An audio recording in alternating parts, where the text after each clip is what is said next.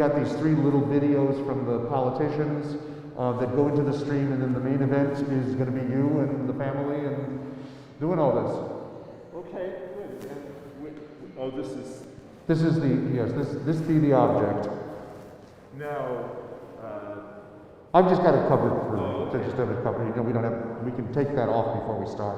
okay, that was my question. Yeah. No, it's like an unveiling. No, it's not really an unveiling. I just was just wanted to be protective of it. Hi.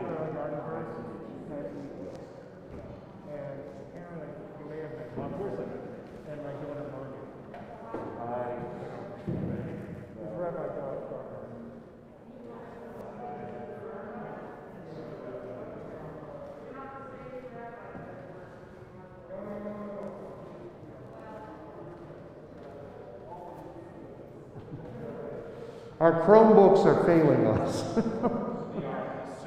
I know. No. We got to do, this is the important thing to do here.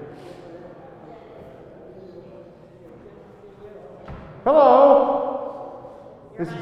Is Harold coming? No, it's just 2 people. Oh, okay. No, I understand. I know, we're at the limits. Desperate to come back. Good, well, bring him in.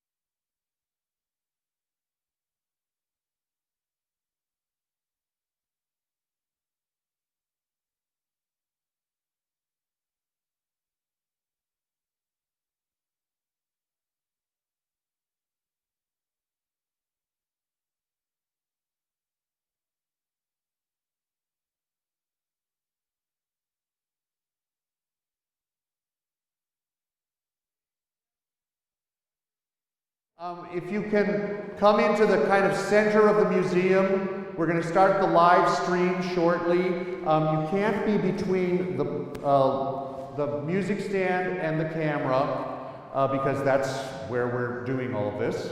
However, you can place yourselves anywhere around here. If you need to have a chair, grab one of the chairs from the desks. And I need Ray. And people can be behind me, or the rabbi, or whoever's talking at the moment, and we're going to have to trade microphones. Reinhard, how do you want us to trade before we get started? When I move the microphone, how do you want me to do that? Okay.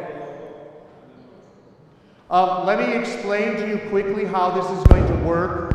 We do have three pieces from the mayor, Deb Holland's office, and Brian Colon that I will be introducing that are actually, because they're not here, they'll be in the live stream and you can go back later and actually watch this on our YouTube channel. It's the new world of COVID-19.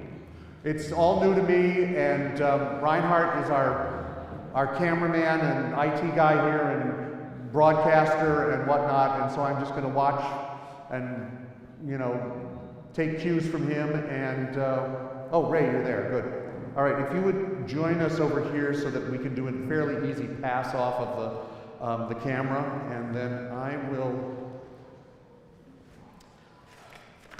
So let me. Yeah, we got to get the sound down. I had that one turned up. All right. And thank you all for being here. I know this is weird. It's weird for me. None of us have done this before. So new experiences. You tell me when we're ready to. Do you want to do a sound check first? Okay, we are live. Good afternoon and welcome to everybody. My name is Leon Matker. I am the Executive Director of the New Mexico Holocaust Museum and Geller Center for Education, and we are here to reopen our museum in a newly renovated form, and also to reopen it after in the midst of the COVID-19 pandemic, and do it correctly and safely for everybody so that people can come and enjoy the museum and learn from the experiences that are presented here. I want to start by thanking the people that were responsible for helping us get this place renovated. First of all, to my staff, to the designers of the new space and the new graphics, Mario Griego and Jack Montgomery, and then to my staff that have corrected me and kept me on track from everything from missing a comma to going, I think there's a better way to do this particular exhibit, and that would be Camelia Catton Garcia, our collections manager, my co-curator and researcher Daniel Teradash, our videographer and recorder Reinhard Lorenz, who is actually producing this particular broadcast, and of course to my ever faithful assistant and director of administration, Lynn Berner. In addition, we have also had a myriad of volunteers who have done unbelievable work, physical labor of all kinds, and they have been headed by our volunteer coordinator, Larry Malik, and they include Nick Estrada, Tianam, Brenda and Hal, Hagar and Nick Poe, Hayden Fenner, Juan Martinez, and John Cornish. Without John, nothing would have ever happened here. Believe me, I mean, he did everything from taking down old walls to putting up new walls. So that's all very, very important to us, and none of this kind of an effort on the part of a museum or a not-for-profit organization ever happens in a vacuum. It's not one person's work, it is the work of many, many people, and I thank them all. And when you get a chance to visit our museum, I hope that you will take the chance, if you meet any of them, to thank them as well. I also want to thank our board of directors for their support in this effort. They are, the executive committee is surrounding me. Let's see, where is everybody here? Our treasurer, Jenny Megan, our secretary, Gloria Teradash, our vice president, Sherry Carmiol, and of course our president, Ray Cohen, who I am now going to pass the microphone to for a brief introduction to our proceedings. So you'll have to bear with us as we have to do this all very, let's see, let me, okay.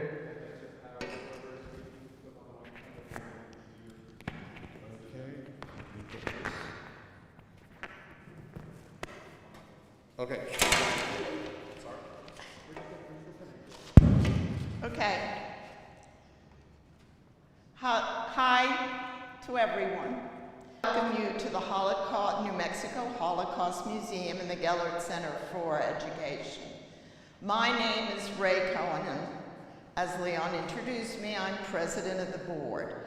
I want to welcome you to our newly redesigned redesigned space, our new exhibits, and our renewed emphasis on education.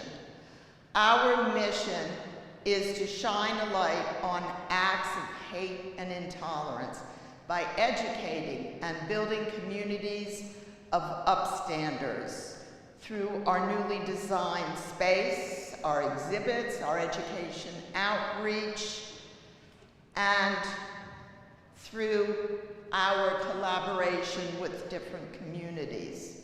This is how we accomplish our work.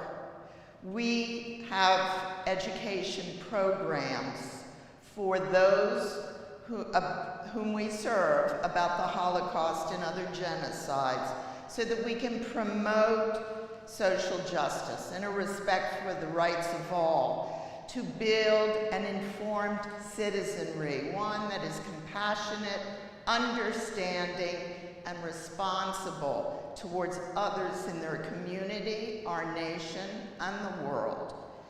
When I thought about what I would say, the lyrics of a song that seems now so long ago is what played in my head. Teach our children well. And that is our goal. In these troubling times that we live in, our message is needed now more than ever. Our K-12 education outreach programs are now well established and well received in the schools where they are. We need your help to expand our reach and establish ourselves in more schools so that we can provide educational outreach programs across the entire state of New Mexico. I ask you to please donate generously to this mission. It is important now, more than ever, that our children understand and take care of each other, that no one is other in this world. We are all one humanity. And I hope that you enjoy this program and a tour of the museum that will be provided as part of it. Thank you. Oh, right. Take this back. Yes. Okay.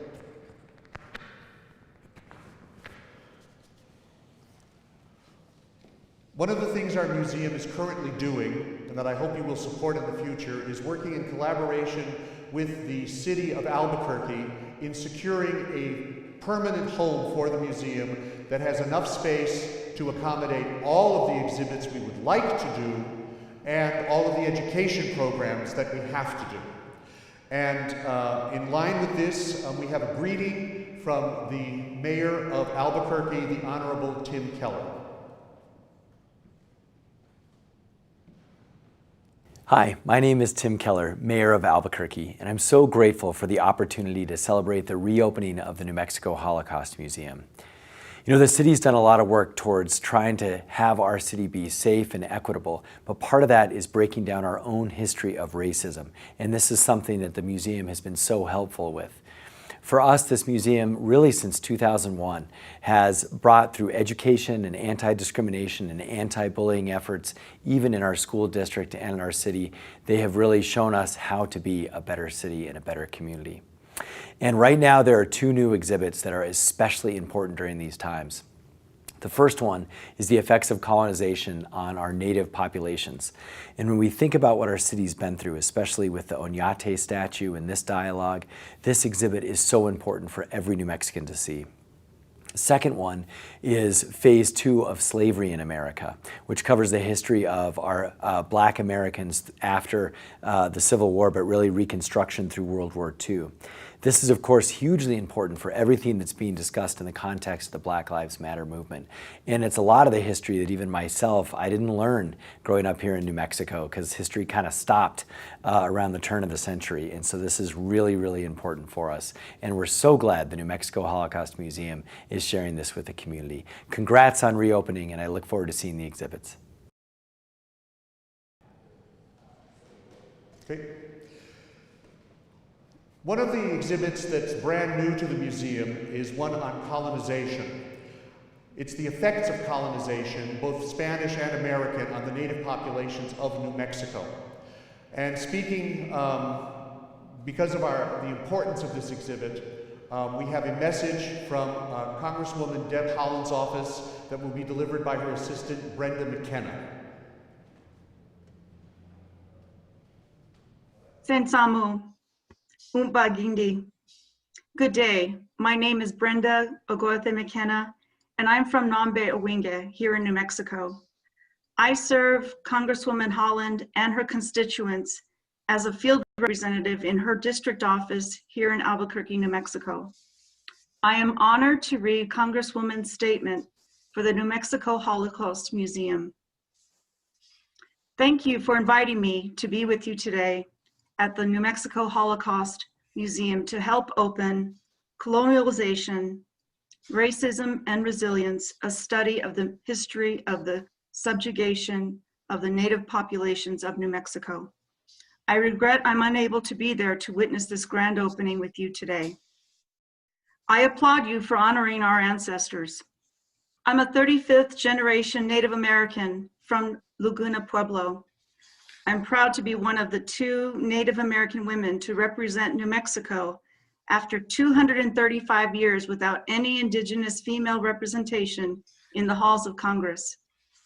Representative Sharice Davids and I are advocating not only for our respective constituents in Kansas and New Mexico, respectively, but helping to ensure Native Americans are at the tables of discussion and representing their tribes and nations in the nation's capital. It's been said, look at who's writing the historical texts before concluding the content is the truth. One too many texts perpetuate the idea that we are an inferior race and going extinct. That false narrative has tried to silence our voices. We are here and our culture has survived. Thank you, Mr. Leon Nadker, Executive Director, museum staff, volunteers, and patrons for helping to ensure our voices are not silenced, for promoting the truth and enlightening all who will visit.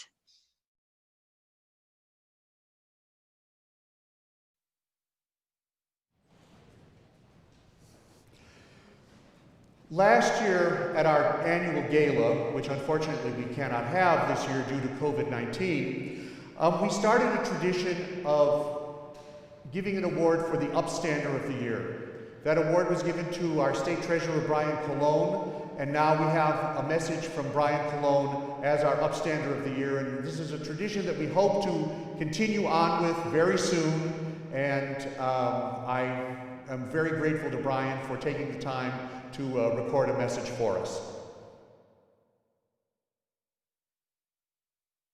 What an incredible day for New Mexico. Today, the day that we unveil the new exhibit at the Holocaust Museum of New Mexico and Gellert Education Center.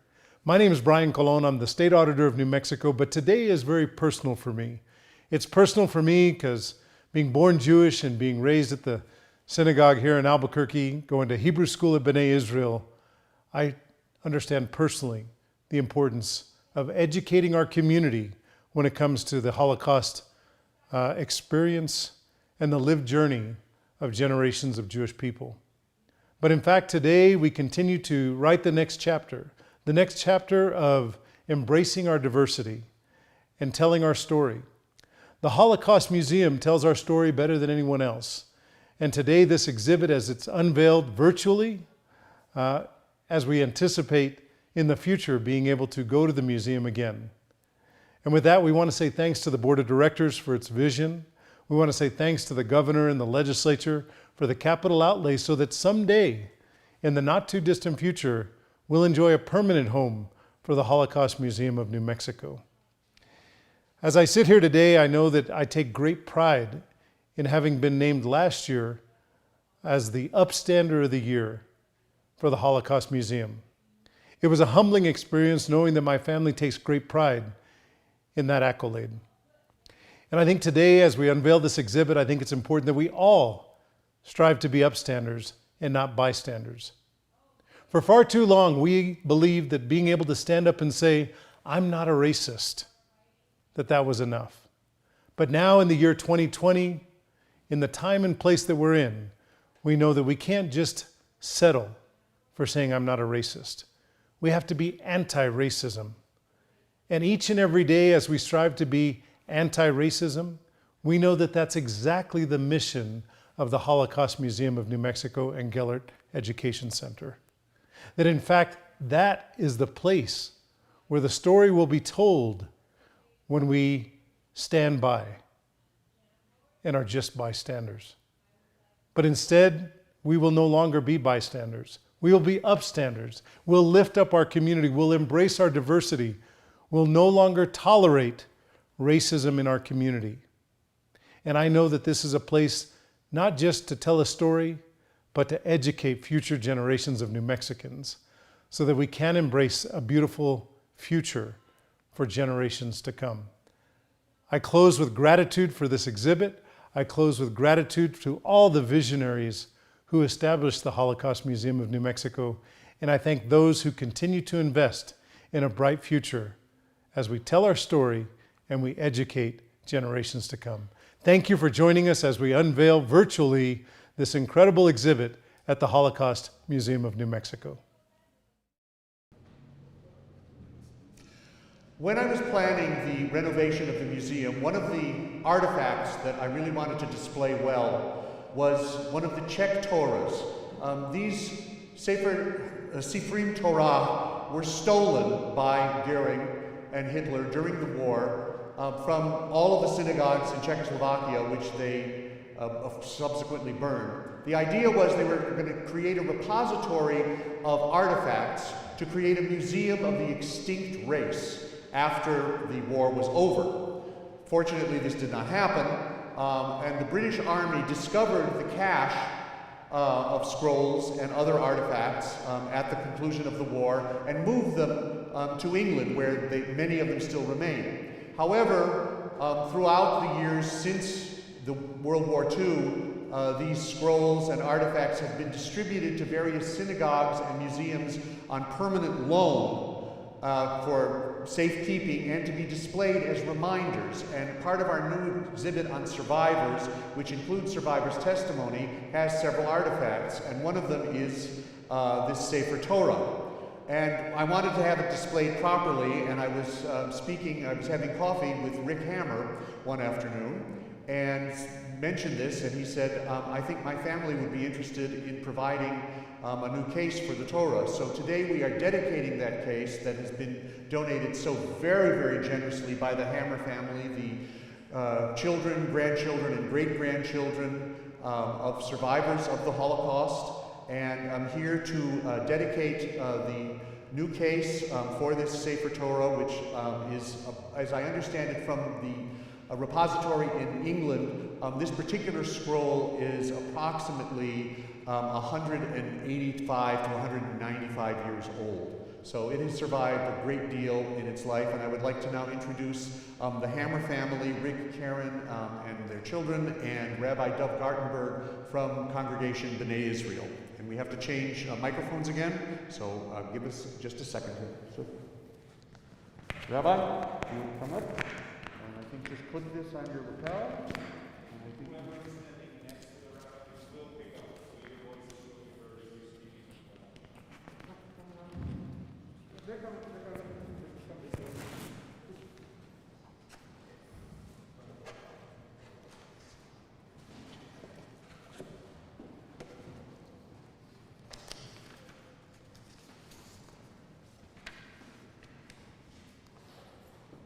I'd like to share the Hammer family story. Sander Alexander Hammer emigrated from Hungary to the United States in 1938 and married Jeanette Kasser of Trenton, New Jersey. He left behind his mother, Eugenia, Jenny, father Shamu, Samuel, sister Margit, her husband Jula Kirshner, and their young son, also named Sander. The Kirshners were both physicians, practicing in the small village of Tab in central Hungary. Although subject to anti-Semitic laws under a fascist Hungarian regime, the Hammers and Kirchners were generally unmolested until April 1944, when Nazi deportations began. Sometime between May and November of 1944, Margit and her 7-year-old boy, Sander, were deported to Auschwitz. Gyula was forced to work at a typhus hospital and died there of the disease. Samuel was shot by the Arrow Cross, the Hungarian Nazis, on the banks of the Danube River, and his body pushed into the river. Jenny survived to the end of the war in the Budapest ghetto and lived out her life in the U.S., passing away in 1960. This display is a gift from Jeanette and Alexander's children, grandchildren, and great-grandchildren. What I'd like to do is to share a prayer associated deeply with the Sefer Torah. After all, the Sefer Torah is the holiest object that we have in the synagogue, and this has been rescued. One of the important responsibilities of Jewish communities to protect their Sefer Torah, their books of Torah. So I'd like to do the Be'ana Rechetz, which is a prayer in the Torah service, which speaks specifically of the holiness of the Torah and the holiness of the lives we've just mentioned.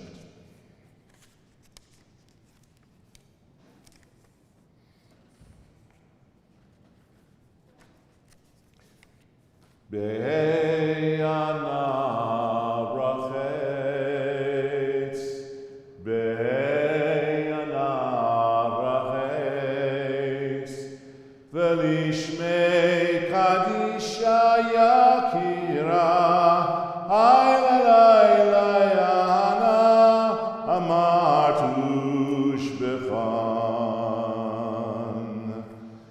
Be'ana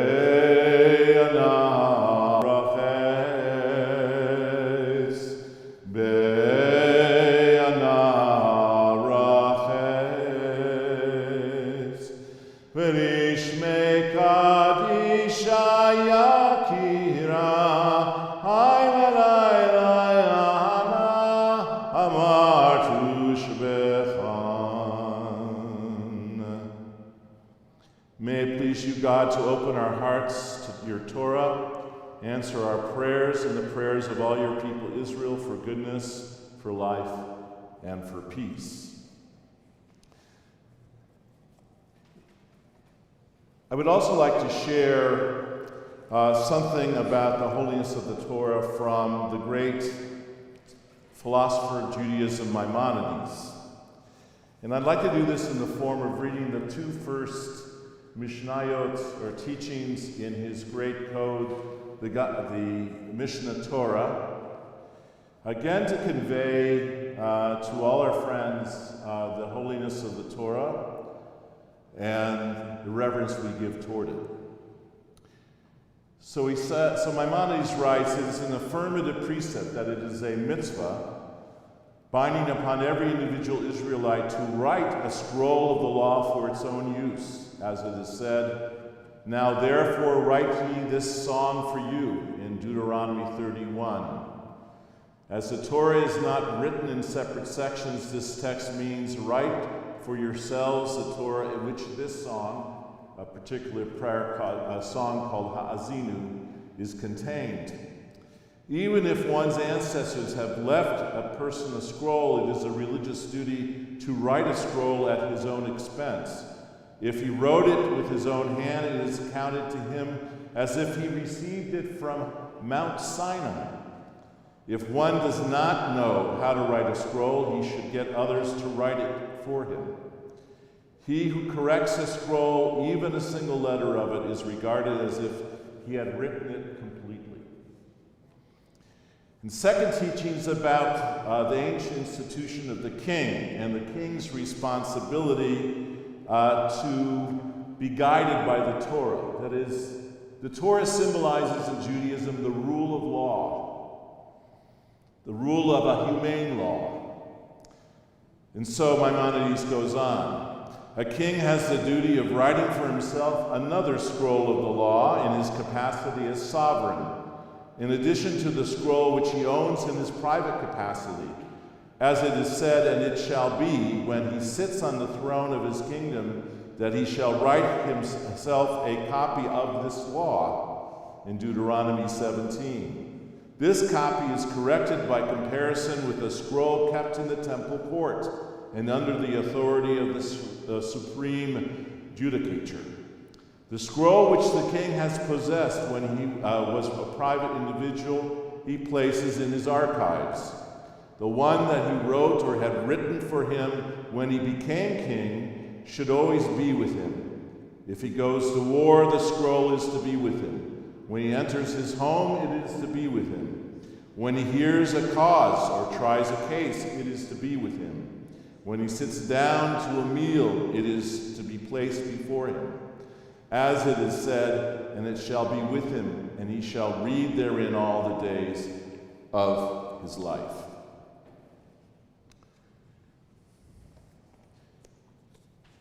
This Torah, rescued from the Holocaust, is a preservation of a holy book which a scribe prepared over a year's time, which someone either purchased for himself or herself or gave to a synagogue for the public reading of the Torah. In that sense, even though it is not in use in the synagogue, it is still a holy object in this beautiful case which we can admire, and its survival is symbolic of the survival of the Jewish people. In respect to that, I'm going to now chant in El Malei Rachamim, a prayer for those who perished in the Shoah and the Holocaust. El Malei Rachamim, Shochen Bamromim, Hamse Menucha Nechona Tachat Kanfei Ashchina, B'malal Kedoshim Etorim Ezohar Akiyat Mazhirim Et Nishmot, Kol Acheinu B'nei Yisrael, Anashim, Nashim V'taf, Shenitbachu, V'shenechetneku, Shenisrafu, Shenehegu, Shehalchu L'olamam. Began Eden Tihi Menuchatam, Ana Bala Rachamim Astirem, Beseter Kanafecha Olamim, Usur B'tzur HaChaim Et Nishmotechem, Adonai Hu Nachalatam, Yanuchu V'shalom, Al B'zurei Mishkevotechem, V'nomar Amen. El Melech Rachamim, exalted, compassionate God, grant infinite rest in your sheltering presence among the holy and pure to the souls of all our people, the men, women, and children of Israel who were slaughtered, who were gassed, who were burned to ashes, who were wrenched out of this world and have now gone to their eternal home. Merciful One, we ask that our loved ones find perfect peace in your eternal embrace. May their souls be bound up in the bond of life. May they rest in peace. And let us say, Amen. I conclude with one final quote that also reminds us of our duties, of our memory. Remember, it didn't start with gas chambers. It started with politicians dividing the people with us versus them. It started with intolerance and hate speech, and when people stopped caring, became desensitized, and turned a blind eye. May this Sefer Torah be a source of life and source of hope and source of action. And let us say, Amen.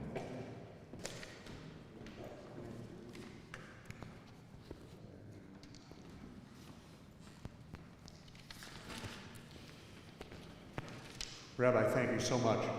Again, on behalf of the Holocaust Museum Board of Directors, staff, and volunteers. I want to thank the Hammer family for this very, very generous donation. A little round of applause for them. It is on view. We are on view as long as we maintain social distancing, wear masks, and use gloves when listening to our various devices here in the museum. You can visit our museum Tuesday through Sunday from 11 o'clock to 4 p.m. We hope you will join us. There will be a virtual tour put online in the next day or so. Reinhard Lorenz, our videographer, is going to produce that with me, and I hope you will use it as an inspiration for future work and support of the museum, and also as a teaser so that you will come and see what we actually have on display at the museum and what we're going to do for the future for the community of Albuquerque and for the whole state of New Mexico. Thank you all for joining us, and I look forward to seeing you here in person soon.